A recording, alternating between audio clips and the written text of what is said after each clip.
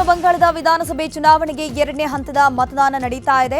BJP ನಾಯಕ ಮಿಥುನ್ ಚಕ್ರವರ್ತಿ, ಮಾಜಿ ಕೇಂದ್ರ ಸಚಿವ ದಿನೇಶ್ ತ್ರಿವೇದಿ, ಪುರ್ಸುರಾ ಕ್ಷೇತ್ರದ ಬಿಜೆಪಿ ಅಭ್ಯರ್ಥಿ ಭೀಮನ್ ಘೋಷ್, ಸೋನಾಪುರ್ ವಿಧಾನಸಭಾ ಕ್ಷೇತ್ರದ ಬಿಜೆಪಿ ಅಭ್ಯರ್ಥಿ ರೂಪಾ ಗಂಗೂಲಿ, ನೋಪಾರಾ ಕ್ಷೇತ್ರದ ಬಿಜೆಪಿ ಅಭ್ಯರ್ಥಿ ಅರ್ಜುನ್ ಸಿಂಗ್, ಟಿಎಂಸಿ ಸಂಸದ ಅಭಿಷೇಕ್ ಬ್ಯಾನರ್ಜಿ ಸೇರಿ ಇನ್ನು ಅನೇಕ ನಾಯಕಿಯರು ಮತಗಟ್ಟೆಗೆ ಬಂದು ಮತದಾನದ ಹಕ್ಕು ಚಲಾಯಿಸಿದ್ದಾರೆ.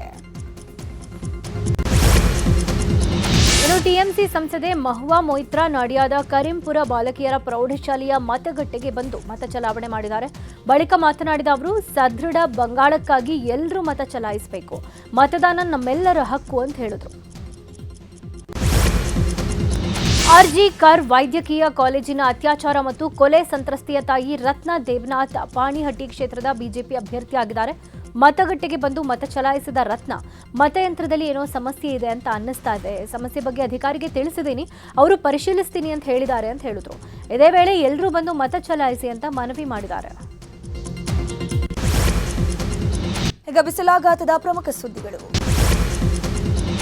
ಬಿಸಿಲಿಗೆ ಬೆಂಗಳೂರು ಬೆಂದು ಹೋಗಿದೆ. ಹೀಟ್ ವೇವ್ ಹಿನ್ನೆಲೆ ಬೆಂಗಳೂರಿಗೆ ರೆಡ್ ಅಲರ್ಟ್ ಅನ್ನು ನೀಡಲಾಗಿದೆ. ಬೆಂಗಳೂರಿನಲ್ಲಿ ಕಂಡು ಕೇಳರಿಯದ ಮಟ್ಟದಲ್ಲಿ ತಾಪಮಾನ ದಾಖಲಾಗಿರುವುದು. 5 ರಿಂದ 6 ದಶಕದ ಬಳಿಕ ಬೆಂಗಳೂರಿನಲ್ಲಿ 41 ಡಿಗ್ರಿ ಸೆಲ್ಸಿಯಸ್ ತಾಪಮಾನ ದಾಖಲಾಗಿದೆ. ಜಿಬಿಎ ನಡೆಸಿದ ಅಧ್ಯಯನದಲ್ಲಿ ಆಘಾತಕಾರಿ ಮಾಹಿತಿ ಬಯಲಾಗಿದೆ. ಬೆಂಗಳೂರಲ್ಲಿ ಸರಾಸರಿ 37 ಡಿಗ್ರಿ ಸೆಲ್ಸಿಯಸ್ ತಾಪಮಾನ ದಾಖಲಾಗಿದ್ದರೂ 40% ವಾರ್ಡ್ನಲ್ಲಿ 40 ಡಿಗ್ರಿ ಸೆಲ್ಸಿಯಸ್ಗೂ ಅಧಿಕ ತಾಪಮಾನ ಇದೆ. ವಾಹನ ಸಂಖ್ಯೆಗಳ ಹೆಚ್ಚಳ, ವಾಯು ಮಾಲಿನ್ಯದಿಂದಾಗಿ ಬಿಸಿಲ ಬೇಗೆ ಹೆಚ್ಚಾಗಿದೆ ಅಂತ ತಜ್ಞರು ಅಭಿಪ್ರಾಯಪಟ್ಟಿದ್ದಾರೆ. ಈ ಸಲ ಮುಂಗಾರು ಮಳೆ ವಾಡಿಕೆಗಿಂತ ಕಡಿಮೆ ಆಗೋ ಸಾಧ್ಯತೆ ಇದೆ ಅಂತ ಹವಾಮಾನ ಇಲಾಖೆ ಹೇಳಿದೆ. ಮೇ 15 ರಿಂದ 20ನೇ ತಾರೀಕು ತನಕ ಉಷ್ಣಾಂಶ ಮುಂದುವರಿತಾ ಹೋಗುತ್ತೆ. ಬೆಂಗಳೂರಲ್ಲಿ 38 ರಿಂದ 39 ಡಿಗ್ರಿ ಉಷ್ಣಾಂಶ ಮೇ ತಿಂಗಳಲ್ಲೂ ದಾಖಲಾಗುವ ಸಾಧ್ಯತೆ ಇದೆ. ಉತ್ತರ ಒಳನಾಡಲ್ಲಿ ಮೇ 31ರವರೆಗೆ ಬೇಸಿಗೆ ಇರುತ್ತೆ. ಜೂನ್ ಮೊದಲನೇ ವಾರದಲ್ಲಿ ನೈಋತ್ಯ ಮಾನ್ಸೂನ್ ಎಂಟ್ರಿ ಕೊಡುತ್ತೆ. ಈ ನಡುವೆ ಕರಾವಳಿಯಲ್ಲಿ 35 ರಿಂದ 37 ಡಿಗ್ರಿ ಸೆಲ್ಸಿಯಸ್ ಗರಿಷ್ಠ ಉಷ್ಣಾಂಶ ದಾಖಲಾಗಲಿದೆ. ಈ ಬಾರಿ ಮುಂಗಾರು ಮಳೆ ಕೊಂಚ ಇಳಿಕೆ ಆಗೋ ಸಾಧ್ಯತೆ ಇದೆ. ಹವಾಮಾನ ವೈಪರೀತ್ಯವೂ ಕಾರಣ ಆಗಲಿದೆ ಅಂತ ಹವಾಮಾನ ಇಲಾಖೆ ಹೇಳಿದೆ. ಬೆಳಗಾವಿ ಜಿಲ್ಲೆಯಲ್ಲಿ ಬಿಸಿಲಿನ ತಾಪ ದಿನೇ ದಿನೇ ಜಾಸ್ತಿ ಆಗ್ತಿದೆ. ಬಿಸಿಲಿಂದಾಗಿ ಜನರಿಗೆ ಹಲವು ಆರೋಗ್ಯ ಸಮಸ್ಯೆಗಳು ಕಾಣಿಸಿಕೊಳ್ತಿದೆ. ಈ ಹಿನ್ನೆಲೆ ಆರೋಗ್ಯ ಇಲಾಖೆ ಮುನ್ನೆಚ್ಚರಿಕೆ ವಹಿಸಿ ಥಣಿ, ರಾಯಬಾಗ, ರಾಮದುರ್ಗ, ಗೋಕಾಕ್ ತಾಲೂಕಿನಲ್ಲಿ ಅತಿ ಹೆಚ್ಚು ಉಷ್ಣಾಂಶ ದಾಖಲಾಗಿದೆ. ಈ ಹಿನ್ನೆಲೆ 176 ಸರ್ಕಾರಿ ಆಸ್ಪತ್ರೆಗಳಲ್ಲಿ ವಿಶೇಷ ವಾರ್ಡ್ ಅನ್ನು ಮೀಸಲಿಡಲಾಗಿದೆ. ಬಿಸಿಲ ತಾಪದ ಬಗ್ಗೆ ಎಚ್ಚರ ವಹಿಸುವಂತೆ ಆರೋಗ್ಯ ಇಲಾಖೆ ಸೂಚನೆ ಕೊಟ್ಟಿದೆ. ಕೊಪ್ಪಳ ತಾಲೂಕಿನ ಮುನಿರಾಬಾದ್ ಬಳಿ ಇರುವ ತುಂಗಭದ್ರಾ ಜಲಾಶಯ ಖಾಲಿಯಾಗುವ ಆತಂಕ ಎದುರಾಗಿದೆ. ಜಲಾಶಯದಲ್ಲಿ ಕೇವಲ 11 ಟಿಎಂಸಿ ನೀರು ಸಂಗ್ರಹ ಇದೆ. ಈ ಪೈಕಿ 2 ಟಿಎಂಸಿ ನೀರು ಜಲಚರಗಳಿಗೆ ಮೀಸಲಿಡಲಾಗುತ್ತೆ. ಉಳಿದ 9 ಟಿಎಂಸಿಯಲ್ಲಿ ಕೊಪ್ಪಳ, ಬಳ್ಳಾರಿ, ರಾಯಚೂರು, ವಿಜಯನಗರ ಜಿಲ್ಲೆಯ ಜನರಿಗೆ ಕುಡಿಯೋಕೆ ಹಾಗೂ ಬೆಳೆಗಳಿಗೆ ನೀಡೋದೇ ಸವಾಲಾಗಿ ಹೋಗಿದೆ. ಈ ಬಾರಿ ಅತಿ ಹೆಚ್ಚು ಬಿಸಿಲಿದ್ದು ಜಲಾಶಯದ ನೀರು ಆವಿಯಾಗ್ತಾ ಇದ್ದು ಡೆಡ್ ಸ್ಟೋರೇಜ್ ತಲುಪಿದೆ. ಕರ್ನಾಟಕ ಮಾತ್ರ ಅಲ್ಲ, ನೆರೆಯ ಆಂಧ್ರಪ್ರದೇಶ, ತೆಲಂಗಾಣಕ್ಕೂ ನೀರಿನ ಸಮಸ್ಯೆ ಎದುರಾಗುವ ಸಾಧ್ಯತೆ ಇದೆ. 4 ದಿನ ಬೆಂಗಳೂರಿಗೆ ಯೆಲ್ಲೋ ಅಲರ್ಟ್ ಘೋಷಿಸಲಾಗಿದೆ. ಒಟ್ಟು 26 ಜಿಲ್ಲೆಗಳಿಗೆ ಯೆಲ್ಲೋ ಅಲರ್ಟ್ ನೀಡಲಾಗಿದೆ. ಬೀದರ್, ಕಲಬುರಗಿ, ವಿಜಯಪುರ, ಬೆಳಗಾವಿ ಜಿಲ್ಲೆಗಳಲ್ಲಿ ಸಾಧಾರಣ ಮಳೆ ಮತ್ತು ಯಾದಗಿರಿ, ರಾಯಚೂರು, ಬಾಗಲಕೋಟೆ, ಕೊಪ್ಪಳ, ಧಾರವಾಡ, ಗದಗ, ಬಳ್ಳಾರಿ, ವಿಜಯನಗರ ಸೇರಿದಂತೆ ಹಲವು ಜಿಲ್ಲೆಯಲ್ಲೂ ಮಳೆಯಾಗುವ ಸಾಧ್ಯತೆ ಇದೆ ಅಂತ ಹವಾಮಾನ ಇಲಾಖೆ ಅಲರ್ಟ್ ಕೊಟ್ಟಿದೆ. ಹಾಸನ ಜಿಲ್ಲೆಯ ಹಲವೆಡೆ ನಿನ್ನೆ ರಾತ್ರಿ ಬಿರುಗಾಳಿ ಸಹಿತ ಭಾರೀ ಮಳೆಯಾಗಿದೆ. ಇದರಿಂದಾಗಿ ಹಲವೆಡೆ ಅವಾಂತರ ಸೃಷ್ಟಿಯಾಗಿದೆ. ಆಲೂರು ತಾಲೂಕಿನ ಜನ್ನಪುರ ತಿಮ್ಮನಹಳ್ಳಿ ಗ್ರಾಮದಲ್ಲಿ ಮನೆಯ ಮೇಲ್ಛಾವಣಿ ಮರಗಳು ಧರೆಗುರುಳಿವೆ.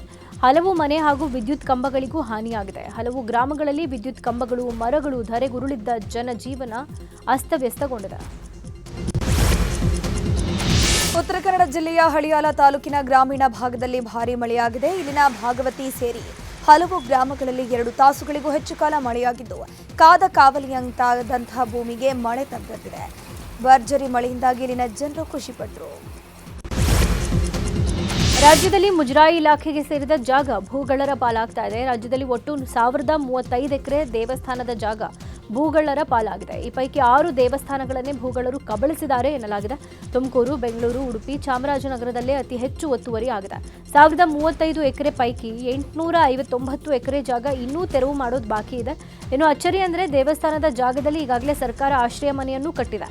ಶಾಲೆ, ಆಸ್ಪತ್ರೆಯನ್ನ ನಿರ್ಮಿಸಿದೆ. ಸದ್ಯ ಮುಜರಾಯಿ ಇಲಾಖೆ ಅಲರ್ಟ್ ಆಗಿದ್ದು ಒತ್ತುವರಿ ತೆರವಿಗೆ ಮುಂದಾಗಿದೆ.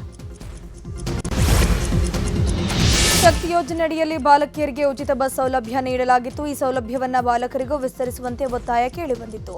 ಇದೀಗ ಕೆಪಿಎಸ್ ಶಾಲಾ ಮಕ್ಕಳಿಗೆ ಉಚಿತ ಬಸ್ ಪ್ರಯಾಣ ಘೋಷಣೆ ಮಾಡಲಾಗಿದೆ. ಕೆಪಿಎಸ್ ಶಾಲೆಗಳಲ್ಲಿ ಓದುವ ಎಲ್ಲ ಮಕ್ಕಳಿಗೆ ಉಚಿತ ಬಸ್ ಸೌಲಭ್ಯ ಸಿಗಲಿದೆ ಎನ್ನಲಾಗಿದೆ. ಕೊಪ್ಪಳ ತಾಲೂಕಿನ ಬೆಟಗೇರಿಯಲ್ಲಿಯ ಸರ್ಕಾರಿ ಪ್ರೌಢಶಾಲೆಯ ಅವ್ಯವಸ್ಥೆ ಬಗ್ಗೆ ನ್ಯೂಸ್ 18 ವರದಿ ಬಿತ್ತರಿಸಿತ್ತು. ಡಿಸೆಂಬರ್ನಲ್ಲಿ ಶಾಲಾ ಅವ್ಯವಸ್ಥೆಗಳ ಬಗ್ಗೆ ಅಧಿಕಾರಿಗಳ ಗಮನಕ್ಕೆ ತರಲಾಗಿತ್ತು. ಅಕ್ಷರ ಆವಿಷ್ಕಾರ ಯೋಜನೆಯ ಅಡಿಯಲ್ಲಿ ಶಾಲಾ ಕೊಠಡಿ ನಿರ್ಮಿಸ್ತೀವಿ ಅಂತ ಶಾಸಕ ಇಟ್ನಾಳ್ ಭರವಸೆ ಕೊಟ್ಟಿದ್ರು. ಇದೀಗ ಕಟ್ಟಡ ಕಾಮಗಾರಿ ಆರಂಭ ಆಗಿದೆ. 3 ಕೊಠಡಿಯ ಕಾಮಗಾರಿ ಆರಂಭ ಆಗಿದ್ದು ಇನ್ನೂ 2 ಕೊಠಡಿಯ ಕಾಮಗಾರಿ ಕೂಡ ಸದ್ಯದಲ್ಲೇ ಆರಂಭ ಆಗಲಿದೆ ಅಂತ ಹೇಳಲಾಗಿದೆ. ನ್ಯೂಸ್ 18 ಕಾಳಜಿಗೆ ಸ್ಥಳೀಯರು ಧನ್ಯವಾದ ಹೇಳಿದ್ದಾರೆ. ಸಿಇಟಿ ಪರೀಕ್ಷೆಯಲ್ಲಿ ಜನಿವಾರ ತೆಗೆಸಿದ ಪ್ರಕರಣ ನಡೆದಿತ್ತು. ಇದೀಗ ಅಖಿಲ ಭಾರತ ಬ್ರಾಹ್ಮಣ ಮಹಾಸಭಾ ಹೈಕೋರ್ಟ್ ಮೊರೆ ಹೋಗಿ ಜನಿವಾರಕ್ಕೆ ಸಂಬಂಧಪಟ್ಟಂತೆ ಸೂಕ್ತ ಮಾರ್ಗಸೂಚಿ ರಚನೆ ಮಾಡುವಂತೆ ಹೈಕೋರ್ಟ್ಗೆ ಅರ್ಜಿ ಸಲ್ಲಿಸಿದೆ. ಇವತ್ತು ಈ ಅರ್ಜಿ ವಿಚಾರಣೆಗೆ ಬರಲಿದೆ. ಹೈಕೋರ್ಟ್ ಮುಖ್ಯ ಪೀಠದಲ್ಲಿ ವಿಚಾರಣೆ ನಡೆಯಲಿದೆ. ಕಾಡಾನೆ ಸೆರೆ ವೇಳೆ ಮೃತಪಟ್ಟ ಅಂಬಾರಿ ಹೊತ್ತ ಅರ್ಜುನನ ಪುತ್ಥಳಿ ಅನಾವರಣಕ್ಕೆ ಇನ್ನೂ ಕಾಲ ಕೂಡ ಕೂಡಿ ಬಂದಿಲ್ಲ. ಸಕಲೇಶಪುರದ ಯಸಳೂರು ಹೋಬಳಿಯ ದಬ್ಬಳಿಕಟ್ಟೆ ಅರಣ್ಯ ಪ್ರದೇಶದಲ್ಲಿ ಅರ್ಜುನನ ಸಮಾಧಿ ಇದೆ. ಈ ಸಮಾಧಿ ಸಮೀಪವೇ ಅರ್ಜುನನ ಪುತ್ಥಳಿ ನಿರ್ಮಿಸಿ ವರ್ಷ ಕಳೆದರೂ ಇನ್ನೂ ಕೂಡ ಉದ್ಘಾಟನೆ ಮಾಡಿಲ್ಲ. ಹೀಗಾಗಿ ಕೂಡಲೇ ಅರ್ಜುನನ ಪುತ್ಥಳಿ ಲೋಕಾರ್ಪಣೆ ಮಾಡುವಂತೆ ಗ್ರಾಮಸ್ಥರು ಆಗ್ರಹಿಸಿದ್ದಾರೆ. ಅಧಿಕಾರಿಗಳ ನಿರ್ಲಕ್ಷ್ಯದಿಂದ ನದಿ ನೀರೇ ಕಲುಷಿತವಾಗುತ್ತಿದೆ. ಬೆಳಗಾವಿ ಜಿಲ್ಲೆಯ ಬೈಲಹೊಂಗಲ ತಾಲೂಕಿನ ಸಂಪಗಾವಿ ಗ್ರಾಮದಲ್ಲಿ ಸಂಗ್ರಹಿಸಿದ್ದ ಕಸವನ್ನೆಲ್ಲ ಹಳ್ಳಕ್ಕೆ ತಂದು ಡಂಪ್ ಮಾಡಲಾಗುತ್ತಿದೆ. ಇದರಿಂದ ತಿಗಡಿ ಡ್ಯಾಂನಿಂದ ಬಿಟ್ಟಂತಹ ನೀರು ಕಲುಷಿತಗೊಳ್ಳುತ್ತಿದೆ. ಅಲ್ಲದೆ ಇದೇ ನೀರು ಮಲಪ್ರಭಾ ನದಿಗೂ ಸೇರ್ತಿದೆ. ಸಮರ್ಪಕವಾಗಿ ಕಸ ವಿಲೇವಾರಿ ಮಾಡದೆ ಜನ ಜಾನುವಾರು ಕಲುಷಿತ ನೀರನ್ನೇ ಬಳಸುವಂತಹ ಸ್ಥಿತಿ ನಿರ್ಮಾಣವಾಗಿದೆ. ಭ್ರಷ್ಟಾಚಾರದ ವಿರುದ್ಧ ಅಧಿಕಾರಿಗಳಿಗೆ ಪತ್ರ ಬರೆದ ಯುವಕನ ಕುಟುಂಬಕ್ಕೆ ಸಾಮಾಜಿಕ ಬಹಿಷ್ಕಾರ ಹಾಕಲಾಗಿದೆಯಂತೆ. ತುಮಕೂರು ಜಿಲ್ಲೆ ಚಿಕ್ಕನಾಯಕನಹಳ್ಳಿ ತಾಲೂಕಿನ ಶಿಡ್ಲೇಕಟ್ಟೆ ಗ್ರಾಮದಲ್ಲಿ ಘಟನೆ ನಡೆದಿರೋದು. ದಲಿತ ಯುವಕ ದೇವರಾಜ್ ಅನ್ನೋರು ಭ್ರಷ್ಟಾಚಾರ ಬಗ್ಗೆ ಪತ್ರವನ್ನು ಬರೆದಿದ್ರು. ಗ್ರಾಮಕ್ಕೆ ನಿರ್ಮಿಸಿದ ರಸ್ತೆಯ ಕಾಮಗಾರಿ ಕಳಪೆಯಾಗಿದೆ ಅಂತ ಆರೋಪಿಸಿ ಜಿಲ್ಲಾಧಿಕಾರಿ ಸಮಾಜ ಕಲ್ಯಾಣ ಇಲಾಖೆಗೆ ಪತ್ರ ಬರೆದಿದ್ರು. ಈ ಸಂಬಂಧ ಮಾತುಕತೆಗೆಂದು ಕರೆದು 11 ಜನರ ಮೇಲೆ ದೇವರಾಜ್ ಮೇಲೆಯೂ ಕೂಡ ಹಲ್ಲೆ ಮಾಡಿದ್ರಂತೆ. ಈ ಬಗ್ಗೆ ದೂರು ಕೂಡ ದಾಖಲಾಗಿತ್ತು. ಗ್ರಾಮದ ಯಾವುದೇ ಚಟುವಟಿಕೆಯಲ್ಲಿ ಭಾಗಿಯಾಗದಂತೆ ದೇವರಾಜ್ ಕುಟುಂಬಕ್ಕೆ ಬಹಿಷ್ಕಾರ ಹಾಕಲಾಗಿದೆ ಅಂತ ಆರೋಪಿಸಲಾಗಿದ್ದು ಒಟ್ಟು 11 ಜನರ ವಿರುದ್ಧ ಡಿಸಿಆರ್ಇ ಠಾಣೆಯಲ್ಲಿ ದೂರು ದಾಖಲಾಗಿದೆ. ಸದ್ಯ ರಾಜ್ಯ ಕಾಂಗ್ರೆಸ್ನ ಕೆಲವು ನಾಯಕರು ದೆಹಲಿಯಲ್ಲಿದ್ದಾರೆ. ಸಚಿವ ಸಂಪುಟ ವಿಸ್ತರಣೆ ಸೇರಿದಂತೆ ಅನೇಕ ವಿಚಾರಗಳ ಬಗ್ಗೆ ಚರ್ಚೆ ನಡೆಸೋಕೆ ದೆಹಲಿಗೆ ಹೋಗಿದ್ದಾರೆ. ಇದೀಗ ನಿನ್ನೆ ಸಚಿವ ಡಾಕ್ಟರ್ ಮಹದೇವಪ್ಪ ನೇತೃತ್ವದಲ್ಲಿ ಮೀಟಿಂಗ್ ನಡೆಯಿತು. ಸಂಸದ ಸುನಿಲ್ ಬೋಸ್ ನಿವಾಸದಲ್ಲಿ ಮೀಟಿಂಗ್ ನಡೆಸಲಾಗಿದೆ. ಈ ಮೀಟಿಂಗ್ ಬಗ್ಗೆ ಇದೀಗ ಕುತೂಹಲ ಹೆಚ್ಚಾಗಿದೆ. ಡಿಸಿಎಂ ಡಿಕೆ ಶಿವಕುಮಾರ್ ನಿನ್ನೆ ನೆಟ್ವರ್ಕ್ 18 ಮೀಡಿಯಾ ಮತ್ತು ಇನ್ವೆಸ್ಟ್ಮೆಂಟ್ ಸಮೂಹ ಸಂಸ್ಥೆಯ ಮನಿ ಕಂಟ್ರೋಲ್ನ ಫ್ಯೂಚರ್ ಆಫ್ ವರ್ಕ್ ಕಾರ್ಯಕ್ರಮದಲ್ಲಿ ಭಾಗಿಯಾಗಿದ್ದರು. ಇಡೀ ವಿಶ್ವ ಭಾರತವನ್ನು ನೋಡುವ ರೀತಿ ಬದಲಾಗಿದೆ. ಇಡೀ ವಿಶ್ವವೇ ಬೆಂಗಳೂರಿನತ್ತ ತಿರುಗಿ ನೋಡ್ತಾ ಇದೆ. ಬೆಂಗಳೂರಲ್ಲಿ 26 ಲಕ್ಷ ಐಟಿ ಉದ್ಯೋಗಿಗಳಿದ್ದಾರೆ. ವಿಶ್ವದಲ್ಲೇ ಹೆಚ್ಚಿನ ಐಟಿ ಉದ್ಯೋಗಿಗಳಿರೋದು ಬೆಂಗಳೂರಲ್ಲೇ ಅಂತ ಹೇಳಿದ್ರು. The entire world is looking India through Bangalore. This is what I've learned. Whatever policies you take for the future of this country, future of the world. As I also said one thing, in California you have 16 lakh, that is 1.6 million IT professionals working there. Now you are in Bangalore has 22.6 million, that is 26 lakhs IT professionals working here. The largest space, I think this is the 6th city in the world which has the largest space of IT professionals working. Space which has been adopted, which various international organization has come out with that. So this is the city of future. Kolar ಜಿಲ್ಲಾಧಿಕಾರಿ ಕಚೇರಿಗೆ ಶಾಸಕ ಸುರೇಶ್ ಕುಮಾರ್ ಭೇಟಿ ನೀಡಲಿದ್ದಾರೆ. ಕೋಲಾರದ ಜಿಲ್ಲೆಯ ಮಾಲೂರು ತಾಲೂಕಿನ ಅಗಲಕೋಟೆ ಗ್ರಾಮದ ಶಾಲೆಗೆ ದಾನಿಗಳು ನೀಡಿದ 51 ಎಕರೆ ಜಮೀನು ವಿಚಾರದಲ್ಲಿ ನಕಲಿ ದಾಖಲೆ ಸೃಷ್ಟಿ ಆರೋಪ ಹಿನ್ನೆಲೆಯಲ್ಲಿ ಶಾಲೆ ಜಮೀನು ಉಳಿಸಿಕೊಡುವಂತೆ ಮಾಜಿ ಶಾಸಕ ಮಂಜುನಾಥ್ ಗೌಡ ಮನವಿ ಮಾಡಿಕೊಂಡಿದ್ರು.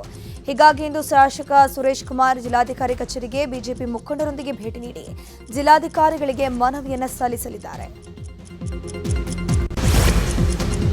ರಾಯಚೂರಿನ ದೇವದುರ್ಗ ತಾಲೂಕಿನ ಚಿಂಚೋಡಿಯ ಯುವತಿ ಇದೀಗ ಮದುವೆಯಾಗಿ ಮೋಸಕ್ಕೊಳಗಾಗಿದ್ದಾಳೆ. ಮೌನೇಶ್ ಎಂಬಾತ ದಲಿತ ಯುವತಿಯೊಬ್ಬಳನ್ನ ಬೆಂಗಳೂರಲ್ಲಿ ಮದುವೆ ಆಗಿದ್ದ. ಆದರೆ ಯುವತಿ ದಲಿತೆ ಅಂತ ಯುವಕನ ಕುಟುಂಬಸ್ಥರು ಮನೆಗೆ ಸೇರಿಸಲಿಲ್ವಂತೆ. ನ್ಯಾಯಕ್ಕಾಗಿ ಯುವತಿ ಪೊಲೀಸರ ಮೊರೆ ಹೋಗಿದ್ದಾಳೆ.